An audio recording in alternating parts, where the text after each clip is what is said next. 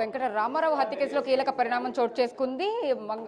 ఎవరైతే మంగా అలియాస్ అనూష అనే పని మనిషిని అయితే ఛేదించి ఎట్టకేలకు పోలీసు అదుపులోకి తీసుకున్న పరిస్థితి అయితే ఉంది. ప్రస్తుతం మనతో ఏసీపీ దామోదర్ ఉన్నారు. సార్ చెప్పండి, ఎంతో చాకచక్యంగా అనూషని అటు ఉపేంద్రని ఇద్దరిని కూడా పట్టుకున్న ఉంది.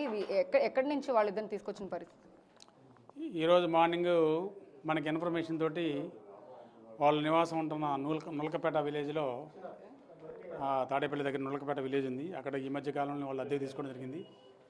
ఈ వేమిరెడ్డి ఉపేందర్ రెడ్డి, అదేవిధంగా పల్లె మంగా ఎలియాస్ అనూష, వీళ్ళిద్దరు కలిసి నివాసం ఉన్న ఇంట్లోనే మళ్ళీ వాళ్ళు వివిధ ప్రదేశాలు తిరిగేసి ఇక ఇక్కడ నుంచి వచ్చేసి వాళ్ళు తెలంగాణ వెళ్ళిపోదాం, ఇక్కడైతే మనం పట్టుకుంటారు పోలీసు అన్న ఉద్దేశంతో వెళ్ళిపోదాం అన్న ఉద్దేశంతో వాళ్ళు అంతా సర్దుకొని వెళ్తామంటే మనలోకి ఇన్ఫర్మేషన్ వచ్చి పట్టుకోవడం జరిగింది.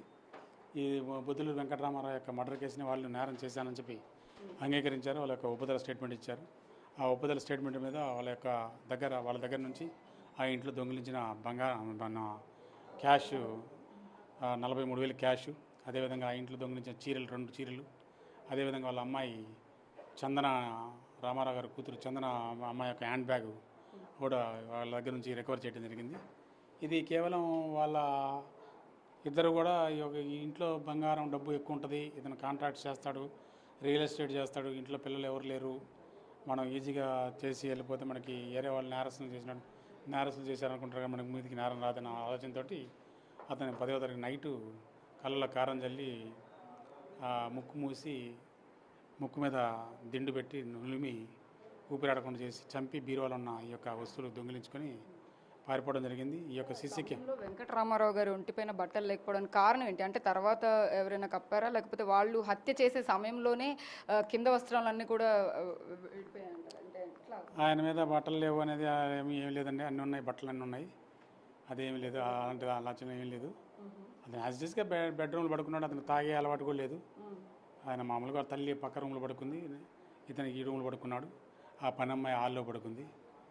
ఇది బట్టలు లేవనో లేకపోతే ఇంకేదో అమ్మాయిని తన్నారని ఇవన్నీ ఫాల్స్ రూమర్స్ తప్ప ఇంకా ఏం లేదు. It's clear cut off murder for gain.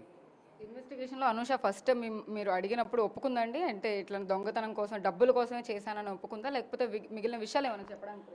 క్లియర్గా ఒప్పుకుందమ్మా. ఆమె నేరం చేసిన నేరం ఆమె, ఎందుకంటే క్లియర్గా ఆమె తప్పించుకోవడానికి అబద్ధం ఆడటానికి కూడా స్కోప్ లేదు. ఆమెకు ఉన్నదంతా జరిగిందంతా యాజిటీగా మనకి అంతా కెమెరాలలో వచ్చింది, సెల్ ఫోన్లలో వచ్చింది, తర్వాత వాళ్ళ దగ్గర ప్రాపర్టీ రికవర్ అయింది. వాళ్ళే చేసామని ఇద్దరు కూడా భార్యాభర్త ఇద్దరు వాళ్ళంతా వాలంటరీగా ఒప్పుకున్నారు, కన్ఫ్యూజ్ చేశారు. ఆ ఏజెన్సీకి సంబంధించిన వాళ్ళు ఎవరైనా కానీ ఈ అమ్మాయి గతంలో నేరాలు చేసినట్టుగా కానీ, లేకపోతే అంతకుముందు దొంగతనాలు చేసినట్టుగా కానీ ఎవరైనా ఆరోపించినట్టు కంప్లైంట్లు ఇచ్చినట్టు? లేదు, మనకి తెలియదు అసలు. అంతే మనకు తెలిసినంతవరకు ఫస్ట్ టైము. ఇంకా ఆవిడ ఎక్కడో కొత్తగూడెం నేటివ్ ప్లేస్ చేయండి, ఫస్ట్ భర్తను వదిలేసి తర్వాత 2వ భర్తను వదిలేసి 3వ భర్తతో ఇక్కడికి వచ్చేసి ఇప్పుడు ఈ నేరం చేసింది. ముగ్గురు భర్తలతో గొడవ, 2 భర్తలతో గొడవ అయింది. అది మాత్రం అంతే, అది కూడా కేసులు ఏమి లేవు. సార్, ఒంటరిగా ఉండే వృద్ధులు, ఇలాంటి పని మనుషులని కేర్ టేకర్లు పెట్టుకునే వాళ్ళందరికీ ఏం చెప్తారు సార్, అంటే ఈ సంఘటన తర్వాత? ముఖ్యంగా ఏంటంటే మనకి సీసీ కెమెరాలు పెట్టుకోవాలని చెప్పి మాత్రం చెప్తున్నాం. అదేవిధంగా ఈ ఓల్డ్ ఏజ్ పీపుల్, యూఎస్ఏలో వాళ్ళ పిల్లలు ఉండి ఇక్కడే తల్లిదండ్రులు కానీ తర్వాత తాతలు కానీ అమ్మమ్మలు కానీ ఉండి ఇంట్లో ఇండివిజువల్ ఇల్లు అయ్యండి అపార్ట్మెంట్ అయితే మాత్రం ఖచ్చితంగా సీసీ కెమెరాలు పెట్టుకోవాలని, అదేవిధంగా కేర్ టేకర్ని పెట్టుకుంటే మాత్రం కేర్ టేకర్ యొక్క యాక్సిడెంట్స్ వాళ్ళ యొక్క మంచి చెడు కూడా విచారించుకొని తెలిసిన వాళ్ళ ద్వారా పెట్టుకొని తెలిసిన వాళ్ళు పెట్టుకోవడం చాలా మంచిది.